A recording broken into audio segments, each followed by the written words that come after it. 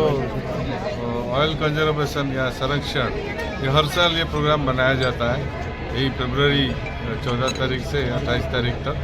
Basically सक्षम में हम ऑयल कंजर्वेशन, तेल संरक्षण के बारे में जो पब्लिक अवेयरनेस क्रिएट करना चाहते हैं। ये खाली पब्लिक नहीं, इसमें जो एलपीजी डोमेस्टिक यूजर से या जो व्हीकल ओनर से या जो ड्राइवर से या जो ट्रक ड्राइवर से, ये सारे स्कूल विद्यार्थी हैं, जो सोसाइटीज है, जो डोमेस्टिक किचन जो चलाते हैं, हाउस वाइफ, वो सबको लेके हम वेरियस प्रोग्राम बनाते हैं।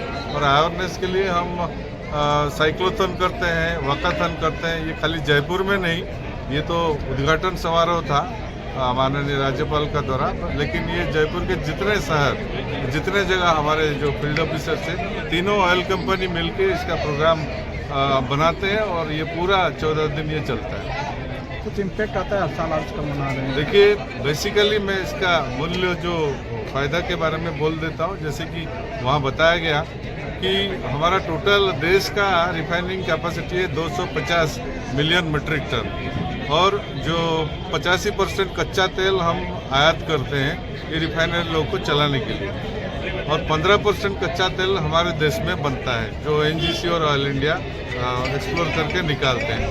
ये 85% कच्चा तेल का जो इंपोर्ट बिल है, एनुअल बिल, ये है 11 लाख करोड़। तो इससे आप एक अंदाज़ा लगा सकते हैं, जब हम इथेनॉल की ओर अग्रसर कर चुके हैं, 20% अगर हम इथेनॉल पेट्रोल में ब्लेंडिंग करते हैं तो 20% आयात कम हो जाता है।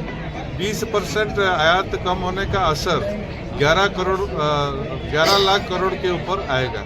तो जितना हम इथेनॉल यूज़ करेंगे, या डीजल में बायोफ्यूल, बायोडीजल भी हम डीजल में मिश्रित करते हैं। इथेनॉल 20% हम अचीव कर चुके हैं, डीजल में हम 7% तक बायोडीजल ऐड कर रहे हैं। तो जितना हम इसका यूज़ करेंगे उतना जो इंपोर्ट बिल हमारा कमेगा, और अगर इंपोर्ट बिल हमारा कम होता है, उसी इंपोर्ट बिल हम एजुकेशन, स्वास्थ्य, दूसरे क्षेत्र में व्यवहार कर सकते हैं। ये इसका मेन फ़ायदा है। दूसरी बात है, जो आपका सवाल था, सारे रूप में मैं उत्तर दे देता हूँ। जो 2070 तक प्रधानमंत्री जी अनाउंस किए थे, पेरिस में हम लोग नेट ज़ीरो हो जाएंगे, और जो ऑयल कंपनी है वो अपना टारगेट इसको और नीचे रखा है। जैसे भारत, इंडियन ऑयल इसको 2046 तक रखा है, हिंदुस्तान पेट्रोलियम भी इसको कम किया है, भारत पेट्रोलियम भी इसको कम रखा है।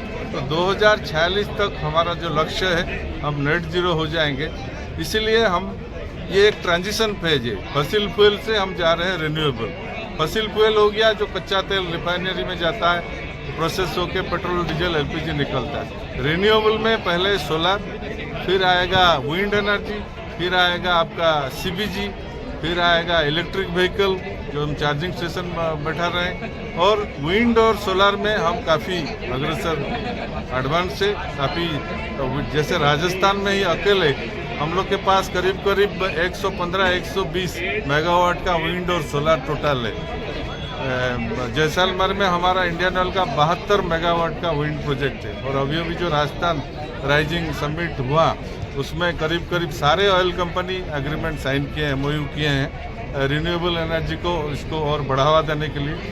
जितना मेरा नॉलेज में, इंडियन ऑयल खाली 15,000 से 20,000 करोड़ का MOU किया है रिन्यूएबल एनर्जी को आगे लेने के लिए।